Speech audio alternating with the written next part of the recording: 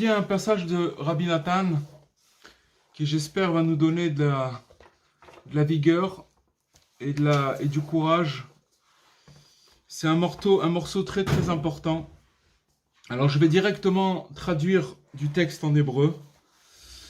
Il dit comme ça, Rabbi Nathan, que nous rencontrons souvent le cas de plusieurs grands impies, des grandes personnes qui ont fait beaucoup de péchés, commettant de graves transgressions durant des années, et qui par la suite se sont éveillés au repentir pour devenir finalement de parfaits Baalei Tchouva, de gens qui se sont complètement repentis. Donc il y a des gens comme ça, des gens qui ont fait beaucoup de fautes, et qu'on voit qui se sont améliorés, et qui sont vraiment devenus des gens qui se sont repentis. Où on voit ça, on voit beaucoup d'histoires dans le Talmud, dans le Midrash, et d'autres livres sacrés dans notre littérature, qui retracent ce processus dans plusieurs histoires, dont le récit de Rabbi Eliezer ben Dordaya. Rabbi Eliezer ben Dordaya, il est évoqué dans le Talmud, dans la Gemara Avodah Zarah, que c'était quelqu'un qui avait fait tous les péchés du monde. C'est-à-dire, il n'y avait pas un péché qu'il n'avait pas fait. C'était un expert en péché. Il avait tout expérimenté à tous les niveaux, vraiment. Il était vraiment. Et lui, ce Rabbi Israël ben Dordaya, c'est un exemple parmi tant d'autres. Parce que dans la Gemara, il y en a eu beaucoup, mais lui, et c'est bizarre que je suis tombé sur ce texte-là, parce que Rabbi Eliezer ben Dordaya, c'était le contemporain de Rabbi Yehuda Hanassi. Rabbi Yehuda Hanassi, c'est celui qui a écrit la Mishnah, d'accord? De la Mishnah, après, il est venu la Gemara, mais c'est lui qui a mis en ordre, si vous voulez, toute la Mishnah. Et aujourd'hui, c'est la Eloula de Rabbi Yehuda Hanassi. Donc c'est bizarre parce que comment les choses sont arrivées. Quand j'ai cherché cette histoire-là, on m'a dit que c'était le contemporain de Rabbi Yehuda Hanassi, le Rabbi Eliezer ben Dordaya. Et lui, c'était un grand pécheur. Et un jour, il est sorti une voix du ciel disant que jamais Rabbi Eliezer ben Dordaya ne pourra se repentir. Pour l'éternité, ce sera impossible. Même s'il essaye, ça ne sera jamais accepté. C'est une voix qui est sortie du ciel. Bon, il y a déjà une question qu'on peut se poser. Comment il a entendu cette voix. Comment c'est possible qu'un quelqu'un d'aussi éloigné et aussi bas, il puisse entendre une voix du ciel? Ça, j'ai pas la réponse. Hein. J'ai pas la réponse. Il faudrait peut-être regarder les commentateurs de cette Gemara pour essayer de chercher, parce que c'est quand même une question. Il y en a beaucoup des pécheurs. Maintenant, un pécheur qui entend une voix du ciel, c'est quand même quelque chose d'assez grand. Et celui qui l'a entendu en même temps aussi, c'est justement Rabbi Yehuda Hanassi. Quand Rabbi Yehuda Hanassi a entendu cette voix-là, il a dit, bon, de toutes les façons, c'est un bandit, c'est un vaurien. Alors, qu'est-ce qu'on peut espérer de mieux que ça? Je veux dire que le bonhomme, il est complètement par terre. Donc voilà, il a tout fait, truc. Maintenant, voilà, on lui dit qu'il n'aura pas de tchouva. D'accord. Quand il a entendu cette voix-là, Rabbi Eliezer d'abord, la voix, elle n'a pas dit. Elle a dit Eliezer ben Dordaya. Elle n'a pas dit Rabbi Eliezer ben Dordaya. Elle a dit Eliezer ben Dordaya. Même s'il fait tous les efforts possibles, il ne pourra jamais faire teshuva. Quand il a entendu cette parole, il est monté. C'est marqué qu'il est monté il s'est mis entre deux montagnes. Et il a commencé à demander la miséricorde du ciel. Que le ciel intervienne en sa faveur pour prier auprès de Dieu. Et alors il a demandé au ciel, prie pour moi devant le trône céleste pour que je puisse faire teshuva. Et alors le ciel, il a dit, si déjà on demande la miséricorde, on va la demander pour nous. Pourquoi on va la demander pour toi? On a déjà des choses à demander pour nous. Pourquoi on va demander pour toi? Alors après, il s'est retourné vers la terre. Il a demandé à la terre, est-ce que vous pouvez prier devant à Kadosh Baruch Hu pour que je puisse faire tchouva. La terre lui a répondu, on a déjà assez à prier pour nous de toutes les péchés que, par exemple, on n'a pas encore réparé le péché que Caïn il a tué son frère. Donc la terre elle a vu du sang, on peut pas prier pour toi. Après il s'est retourné vers les arbres, vers les oiseaux. Il a été voir toute la création jusqu'à que la création lui répondit jamais on nous demanderons pour toi de la miséricorde. Donc quand il a entendu que tout le monde lui a tourné le dos, c'est marqué qu'il a mis sa tête entre ses deux genoux, il a baissé sa tête entre ses deux genoux, il a commencé à prier jusqu'à que son âme, elle a quitté son corps. Et à ce moment-là, il y a une voix qui est sortie du ciel et qui a dit, Rabbi Eliezer ben Dordaya, il a part au monde futur, il est rentré directement dans le monde futur. Et qui c'est qui a entendu cette voix en même temps que lui? C'est toujours Rabbi Yehuda Anassi. Donc la question, alors Rabbi Yehuda Anassi, quand il a entendu ça, il a commencé à pleurer. Il a dit, il y en a qui arrivent à acheter leur monde futur en 1 heure. Ça veut dire en 1 heure, même s'ils ont fait toutes les bêtises du monde, eh bien il a réussi à faire tchouva. Et il a réussi à se repentir et non seulement à se repentir, mais la voix qui est sortie du ciel, elle a dit Rabbi Eliezer ben Dordaya, ça veut dire qu'il est arrivé au rang des Tanaïm. Je ne sais pas si vous savez, mais Rabbi Yehuda Anassi, celui qui a agencé la Mishnah,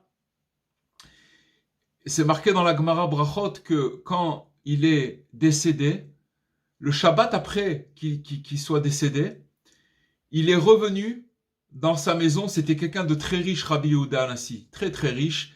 Il avait des serviteurs, il avait une très grande maison, il avait des enfants, des petits-enfants, des arrière-petits-enfants. Et donc, il est décédé un jour de semaine, et le Shabbat après son décès, il est venu le vendredi soir pour faire le kiddush devant tout le monde. Il a fait le kiddush, et pour rendre quitte tout le monde. La Gemara, elle pose la question. On a appris que quand quelqu'un il quitte ce monde, il est patour. Il peut pas faire de mitzvot. Il peut plus faire aucune mitzvah. Alors comment se fait-il que quelqu'un qui ait quitté ce monde-là et qui vient et qui puisse faire le kiddush et qui puisse rendre quitte tous les gens, toute l'assistance qui écoute le kiddush? C'est ça la question. La Gemara, elle répond. Tzadikim bemitatan nikraim chaim. Les tzadikim dans leur mort, ils s'appellent encore vivants, ils continuent à œuvrer. Les grands tzadikim, ils sont toujours vivants. Ils continuent, il n'y a pas de différence pour eux. La mort, comme il dit Rabbi Nachman, pour les tzadikim, la mort, c'est comme de passer d'une chambre à une autre, pas plus que ça. Parce que pour eux, il n'y a pas de différence. Comme dans ce monde-là, ils ont donné tout ce qu'ils avaient à donner, ils n'ont pas vécu pour eux. Donc après, quand ils quittent leur corps, il n'y a pas de différence. Ils passent d'une enceinte à une autre, pas plus que ça. Donc voilà, c'est pour l'anecdote, pour dire que dans notre histoire, dans notre littérature, il y a eu des tzadikim, il y a eu des gens qui ont fait des grandes avérotes, vraiment des grands péchés, et qui sont devenus des grands balais de tchouva. Et ça, c'est un exemple parmi tant d'autres. Mais en vérité, à première vue, la chose, elle est étonnante. Pourquoi? Parce qu'on nous avons appris, on sait une chose, qu'une faute, elle entraîne une autre faute. On sait que quand, par exemple, on est entraîné dans une faute, en général, la faute, elle va entraîner encore une autre faute. Donc, c'est Avera goreret Avera. Une faute, elle entraîne une autre faute. Et donc, vu que celui qui commet une transgression supplémentaire, il va tomber davantage entre les mains du mal. C'est quelque chose de logique, on le comprend tous et on sait de quoi on parle, d'accord? Comment se fait-il qu'il puisse finalement prendre le dessus sur le mal et revenir à Dieu? Vous comprenez la question? Ça veut dire comment c'est possible? Quand on est enchevêtré dans le mal, il appelle le mal et c'est très dur de casser ce truc-là, cette chaîne-là, elle est très dure à casser. Donc, comment c'est possible qu'il puisse revenir finalement à Dieu, revenir à Dieu? En réalité, En réalité, chaque enfant d'Israël, chaque enfant d'Israël, il a une âme précieuse dans laquelle réside une force immense pour résister au penchant, au mal et à ses soldats. Il y a le penchant du mal et il y a aussi ses soldats. Ne croyez pas que le Yetzer Hara, il est tout seul. Il a des assistants qui viennent. Donc maintenant, mais en vérité, Hachem, il nous a donné une âme tellement grande à chacun de nous, hein, tout le monde, chacun, il a une âme qu'en vérité, son âme, elle a largement la possibilité de pouvoir combattre et le Yetzer Hara et aussi les soldats du Yetzer Hara. Parce que si elle savait, si elle n'avait pas une telle force, Dieu ne lui aurait pas donné un tel penchant au mal. Ça, c'est déjà quelque chose, ça, c'est déjà de la Emouna. Ça veut dire que maintenant, Hachem, au contraire, quand des fois on voit qu'il y a un grand Yetzer Hara qui nous tombe dessus, il faut savoir que c'est par rapport à notre Neshama. Parce que sachez une chose, c'est quelqu'un qui n'a pas une grande Neshama, son Yetzer Hara aussi, ça va être un petit Yetzer Hara. Donc, plus quelqu'un il a un grand Yetzer Hara, plus ça veut dire que sa Neshama, elle est grande, et que le problème, c'est qu'il ne connaît pas sa force. Et comme il ne connaissait pas sa force, il dit Rabbi Nachman quelque chose d'extraordinaire. Il dit, ne soyez pas comme un éléphant qui se fait mener par une souris. Vous savez que l'éléphant, quand il voit une souris, il est terrorifié. Alors qu'en vérité, si rien qu'il éternue, l'éléphant, par sa trompe, il peut envoyer la souris à 30 mètres, rien qu'avec un éternuement. Mais seulement quand l'éléphant il voit la souris, il a un problème. L'éléphant, c'est qu'il a comme un microscope dans les yeux. Tout ce qu'il voit, il le voit gros. Il a l'impression que la souris elle est grande. Peut-être qu'il a peur qu'elle rentre dans sa trompe, j'en sais rien. Mais en tout cas, Rabbi Nachman, il ne soyez pas comme un éléphant qui a peur d'une souris, d'accord ? Et c'est ça le truc. Ça veut dire qu'en vérité, le problème que nous avons, c'est qu'on ne connaît pas notre force. Le fait de ne pas connaître sa force, c'est ça qui nous fait croire qu'on n'a pas les forces. Donc, et comme le Talmud il nous dit, Dieu ne se comporte pas avec tyrannie envers ses créatures. C'est pas un tyran à Kadosh Baruch Hu. Il va pas commencer à nous donner un Yetzer Hara qui va nous déglinguer, comme on dit. Pas du tout. Hachem, il nous donne quelque chose juste à notre mesure et juste vraiment à notre mesure. Donc, en d'autres termes, Dieu n'envoie à l'homme aucun obstacle qu'il ne puisse surmonter. Ça n'existe pas. Ça, c'est déjà la base de la Emouna. La base de la Emouna, c'est que ça n'existe pas. Que Hachem, il nous envoie quelque chose qui soit plus fort que notre capacité. Mais la raison principale de toutes les fautes et de tous les mauvais désirs qui font trébucher l'homme, en particulier de la passion de la luxure, d'accord ? Tout ce qui concerne l'alliance, etc., à Dieu ne plaise, qui constitue en vérité toute cette attirance vers toute la luxure, etc., c'est l'essentiel du penchant au mal. Comme nos sages ils nous l'enseignent, qu'est-ce que c'est ? C'est la sottise, c'est la bêtise. Pourquoi ? Celle de ne pas connaître sa propre force. Pourquoi on arrive à se faire tomber et on arrive à tomber dans cette chose-là ? Parce que on connaît pas notre force. C'est que pour ça qu'on trébuche. C'est principalement la petitesse mentale. Qu'est-ce que ça veut dire ? Vous savez, en petitesse mentale, en hébreu, ça s'appelle mochin dekatnut. Ça veut dire l'esprit est tréci. On a un esprit, une petitesse mentale qui nous fait que n'importe quelle chose, on le voit comme une montagne et on n'a pas la force de pouvoir l'affronter. Et cette petitesse mentale, c'est ça qui pousse l'homme à succomber, que Dieu préserve, à la débauche. Et que cette débauche, elle inclut en fait toutes les fautes. Parce que finalement, quand quelqu'un il se fait attraper par la débauche, cette faute-là principalement, elle inclut toutes les autres fautes. Celle-là, c'est le centre. C'est là-dessus qu'un homme il est éprouvé, toute sa vie. C'est-à-dire que son esprit devient plus étroit, plus faible, d'accord ? Si bien qu'il finit par ignorer sa force. Et il a l'impression d'être dans l'impossibilité de résister à un tel désir.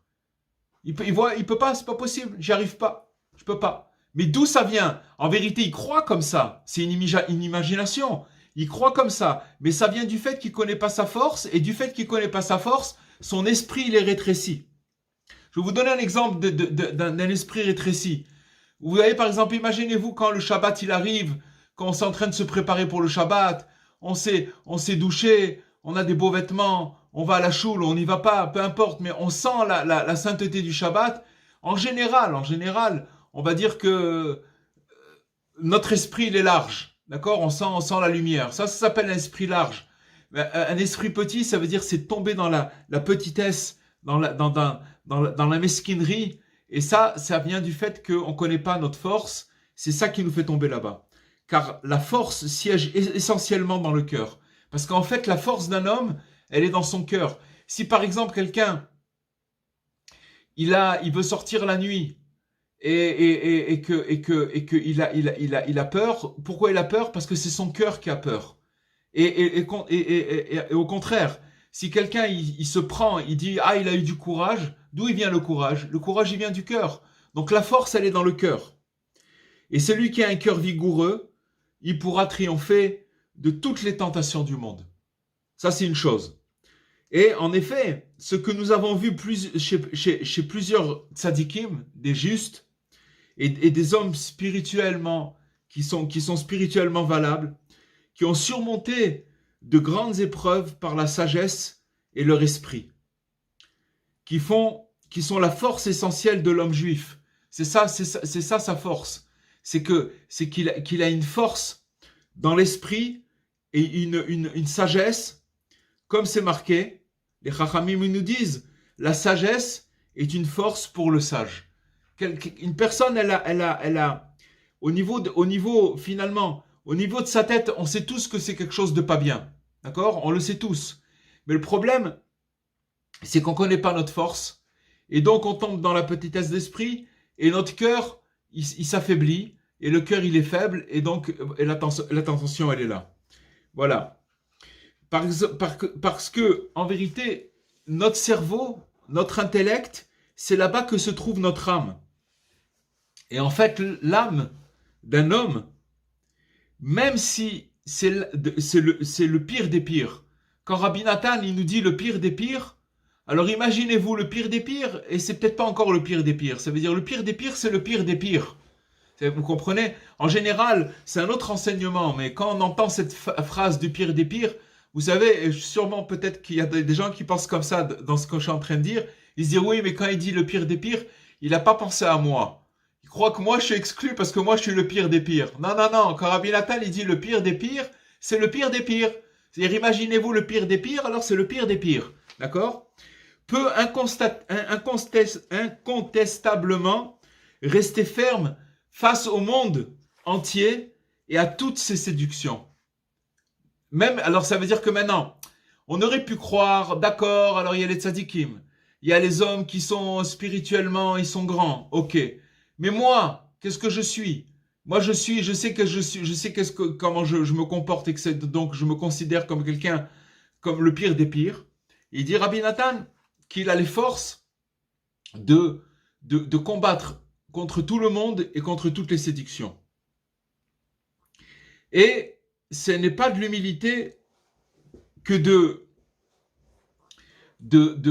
pas estimer sa force.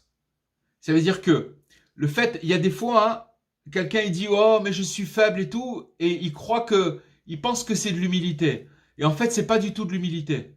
C'est pas de l'humilité. C'est en vérité, c'est parce que son cœur il est faible. C'est parce qu'il est dans une petitesse d'esprit, et c'est parce que il connaît pas sa force. D'abord, c'est parce qu'il connaît pas sa force.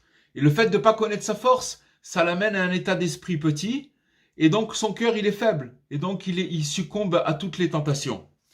Mais quelqu'un qui croit qu'il est comme ça, il croit qu'en plus de ça, il a de l'humilité. Mais ça ne s'appelle pas de l'humilité. Parce qu'en vérité, cette humilité-là, elle est interdite. Et ça s'appelle une fausse humilité. Et en vérité, ce n'est pas de l'humilité du tout. mais seulement de la petitesse mentale. Et ce dont il faut beaucoup s'éloigner, car ça peut conduire à succomber à toutes les passions, et essentiellement à la luxure. Donc regardez la miséricorde de Rabbi Nathan, comment il nous explique tout le processus, et tout le monde passe par là. Tout le monde, peu importe les degrés, mais ces degrés-là, à tous les degrés, c'est la même chose. Ce processus, il se retrouve.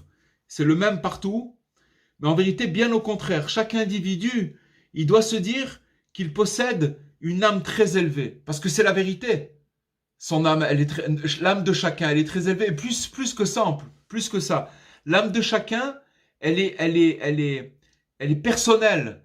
Elle ressemble à aucune autre âme. Chacun, il a des ressentis, des émotions que personne d'autre peut ressentir. On peut pas dire, ah, ça vous comprenez? Chacun, il a une âme qui est extraordinaire et qui est très, très, très élevée. Alors,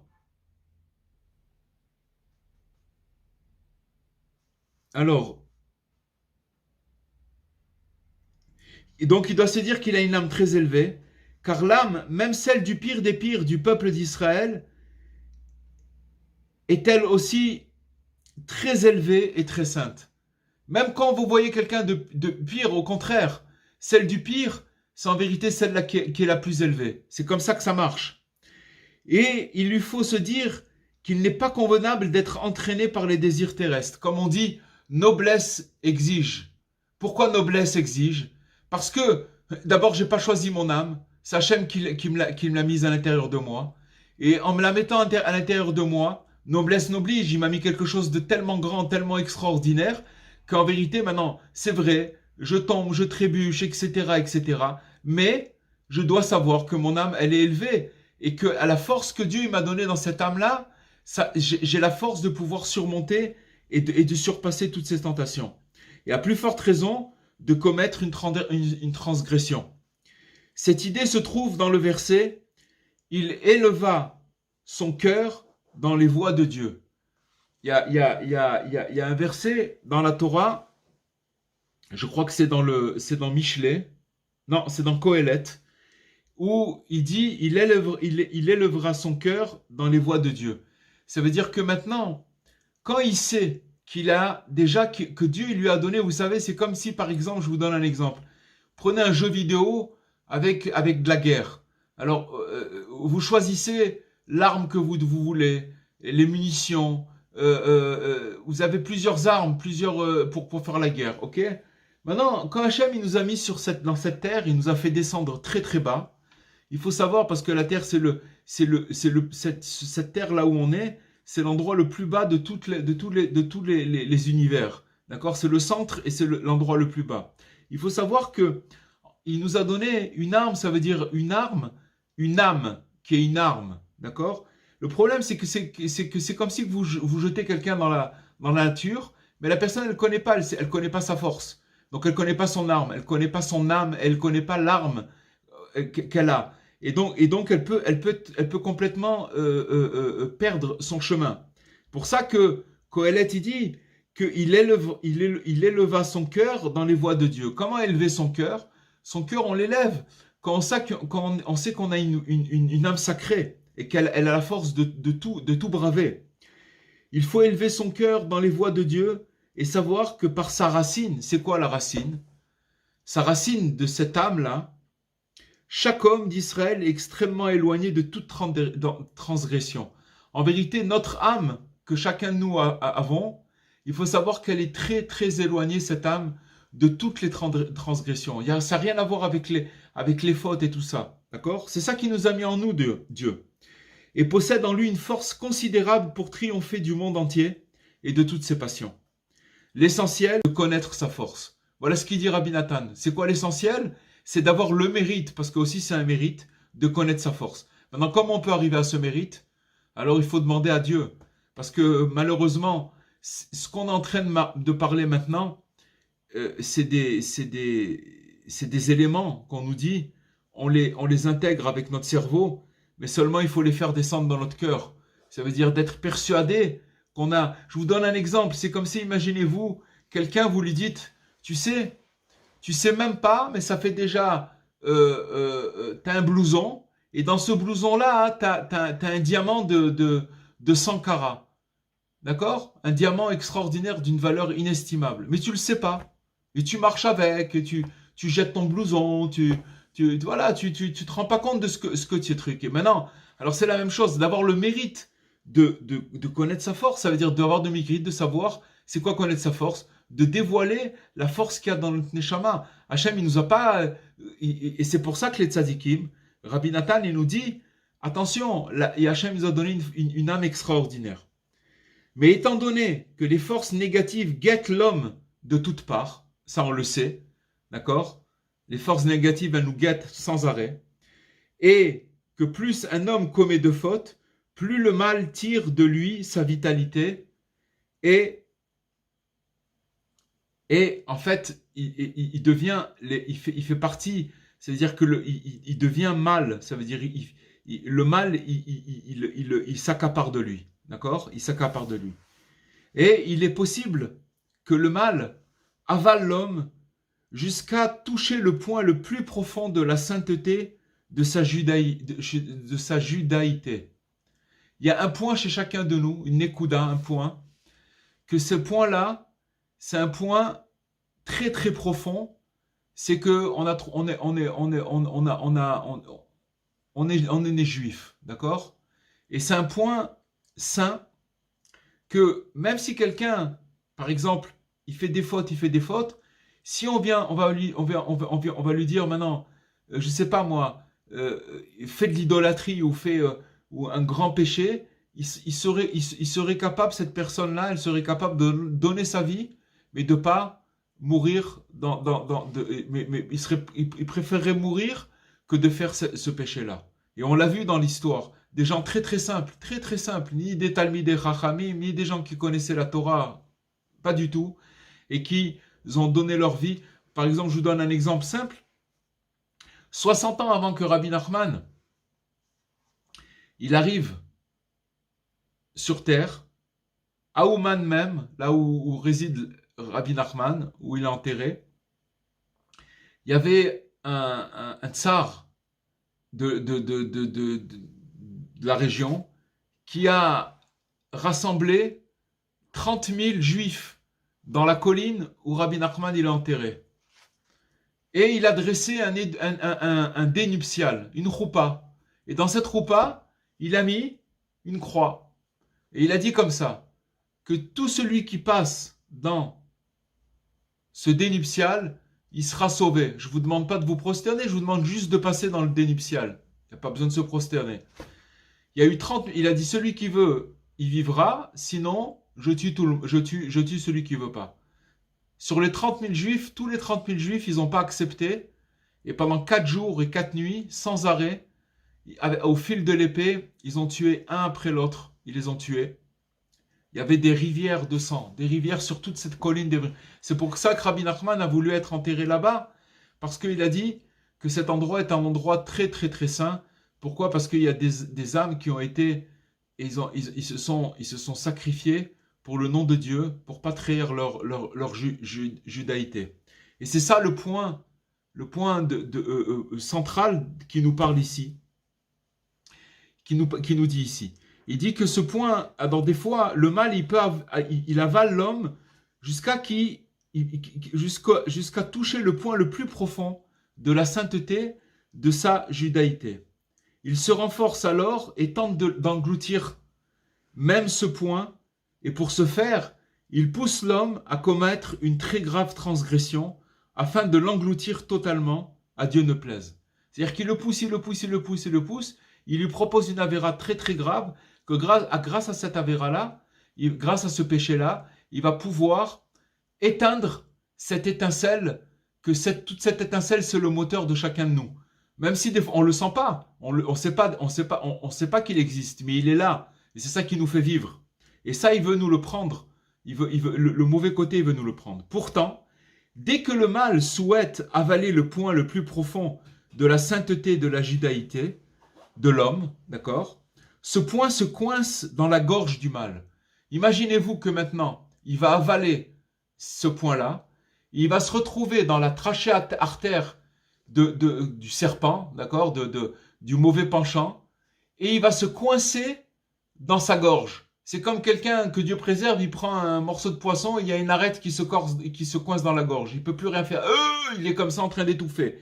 Et car ce point possède une très grande force, ce point de sainteté, il possède une très grande force, et le mal ne peut en conséquence absolument pas l'avaler. De plus, il ne peut non seulement pas l'avaler, mais ce point positif se coince alors dans la gorge du mal, l'obligeant à vomir et à expulser toutes les étincelles de sainteté de cette même âme qu'il avait engloutie.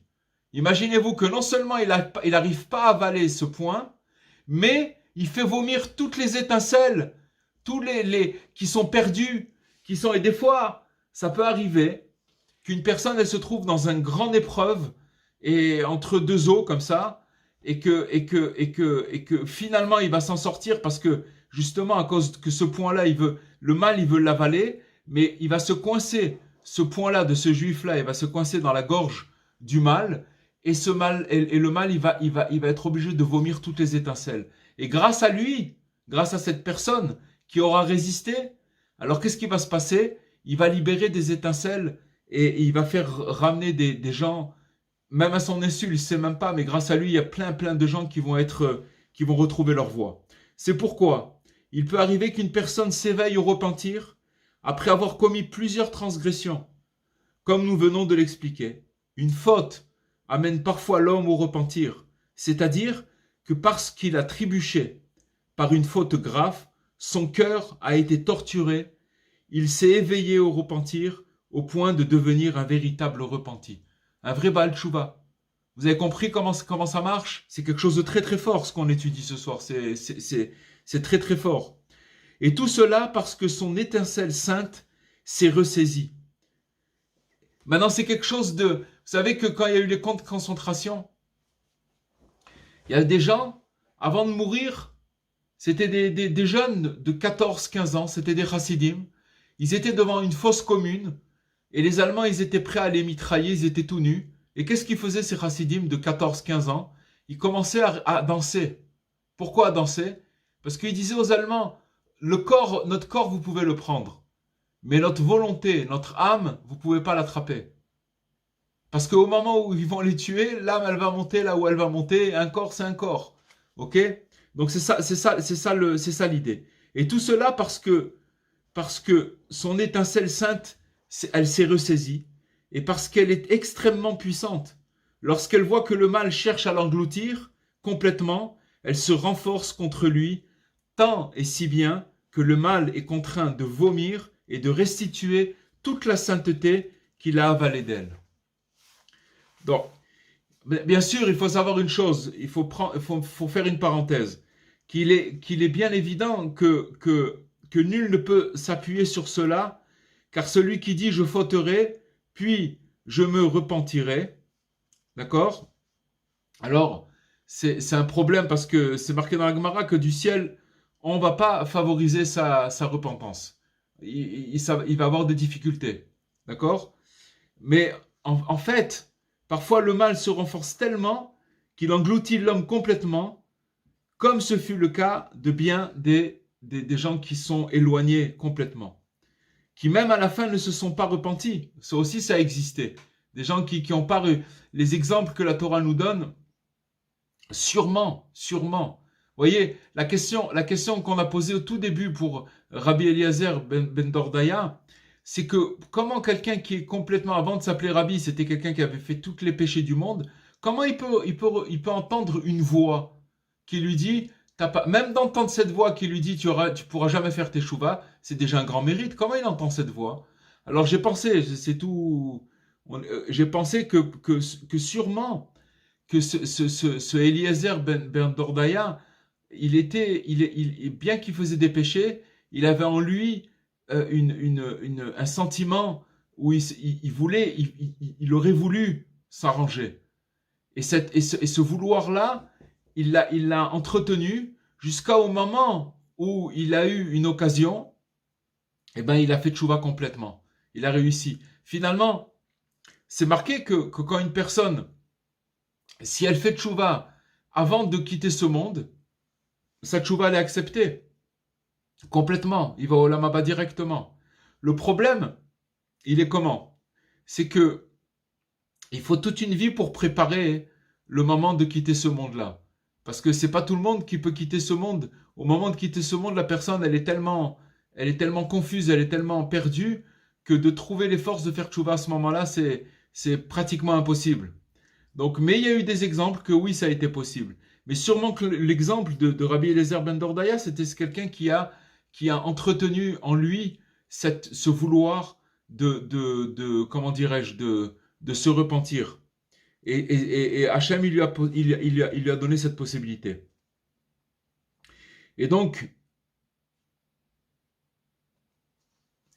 car tout cela relève des chemins mystérieux du libre arbitre, qu'aucun homme n'est en mesure de percer. Il est donc certain que l'homme devra tout faire pour fuir la faute au maximum. C'est sûr que nous, on doit tout faire et se battre pour éviter et fuir cette faute-là au maximum. Mais si toutefois il est tombé dans les filets de la faute, qu'il sache et croit. Donc il faut savoir et il faut croire que le désespoir n'existe vraiment pas. Voilà encore une facette. Rabbi Nachman, il a écrit plus de 400 leçons. Et ces 400 leçons, c'est des clés. Comment se battre contre le désespoir. Le désespoir, il a beaucoup de facettes. Beaucoup de facettes. Et donc, que même si quelqu'un il est tombé dans les fautes dans le filet de la faute, il faut savoir et il faut qu'il croie que le désespoir n'existe pas. Et même s'il a déjà tenté de se remettre des milliers de fois et de devenir un homme spirituellement valable, sans y parvenir, c'est-à-dire que maintenant des milliers de fois, ça veut dire qu'il a essayé, il s'est replanté des milliers de fois. Vous savez, les tzadikim, quand ils disent des mots, c'est des mots. C'est pas mes mots à moi, c'est les mots du texte qui disent que c'est des milliers de fois. À la fime, ça veut dire des milliers de fois qui s'est cassé la figure, chutant là où il a chuté, même s'il s'agit de fautes réelles et graves. Il mâche pas ses mots, il dit les choses comme elles sont. Dieu nous en garde, il doit savoir que l'espoir demeure, tant qu'il est encore animé d'un souffle de vie. Tant qu'il respire, l'espoir il est là. Il est là et c'est possible de tout réparer. Le principal est de garder une foi totale en Dieu. C'est tout. De garder une foi totale en Dieu, ça veut dire que quoi? Que Dieu il m'a donné une neshama. Que Dieu il m'a donné, c'est quoi une foi totale en Dieu aussi? Ça veut dire que maintenant, l'épreuve qu'il est en train qui se propose devant moi, elle est envoyée par Dieu et elle est à la mesure de ma force. Le problème, c'est que je ne connais pas ma force. C'est ce qu'on a dit au début. Je ne connais pas ma force parce que je ne connais pas mon âme. Et il doit faire en fait tout son possible pour se rapprocher. Alors là, il nous dit de se rapprocher du juste authentique et de déverser sa plainte devant Dieu afin qu'il lui dévoile le juste authentique pour mériter grâce à lui une foi parfaite. Là, il nous dit tout simplement, c'est marqué Veyaminu Bachem ou Bemoshe Avdo. D'accord? Et ils crurent en Dieu et en Moshe, son serviteur, le serviteur de Dieu. Ça veut dire de là, on comprend que sans le tzaddik authentique de la génération, d'accord, c'est absolument impossible d'arriver à une émouna et à comprendre ce qu'on vient de dire et surtout à vivre la émouna.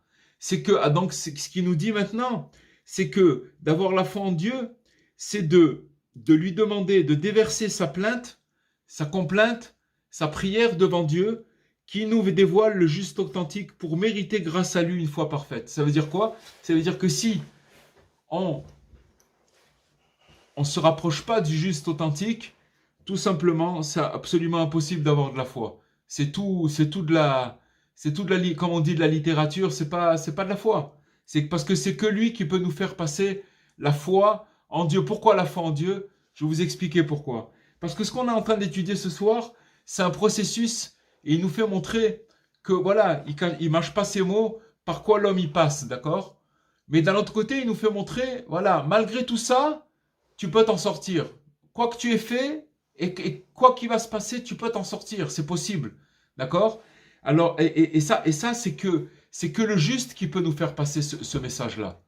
C'est que le juste authentique. Parce que c'est pas qu'on nous tape sur l'épaule et qu'on nous dit, allez, t'inquiète pas, ça va s'arranger. Parce que on parle de géants qui nous disent ça. C'est pas, vous comprenez, c'est des gens extrêmement grands, des tzadikim qui sont venus sur terre, pas pour eux, juste pour nous tracer le chemin. Assurément, alors voilà. Donc il doit déverser sa plainte devant Dieu pour que Dieu il lui dévoile le juste authentique afin de mériter grâce à lui une foi parfaite. Et c'est sûr, il va posséder alors l'espoir pour toujours, advienne que pourra. En fait, hériter le tzaddik, la force du tzaddik, elle est dans le fait de pouvoir que même si la personne, elle passe par des épreuves très difficiles, mais elle aura toujours de l'espoir, advienne que pourra. C'est pas que maintenant, vous comprenez, passer par quoi on doit passer dans ce monde, c'est pour recevoir une réparation. Mais ce qu'on a besoin, c'est d'avoir de la foi, advienne que pourra. Ça veut dire quoi qu'il puisse se passer, qu'on est là, qu'on reste fort et qu'on ne se décourage pas. Car pour l'essentiel, la force qui permet de résister aux assauts du penchant, au mal, est tirée de la foi. C'est grâce à la foi qu'on arrive à résister aux assauts. Principe de base de toute la Torah. Toute la Torah, elle tient là-dessus. Elle tient là-dessus. La Torah, si on n'a pas foi à la Torah, on ne peut pas s'en sortir, c'est pas possible. Donc toute la foi, c'est la base de la Torah. Voilà les amis.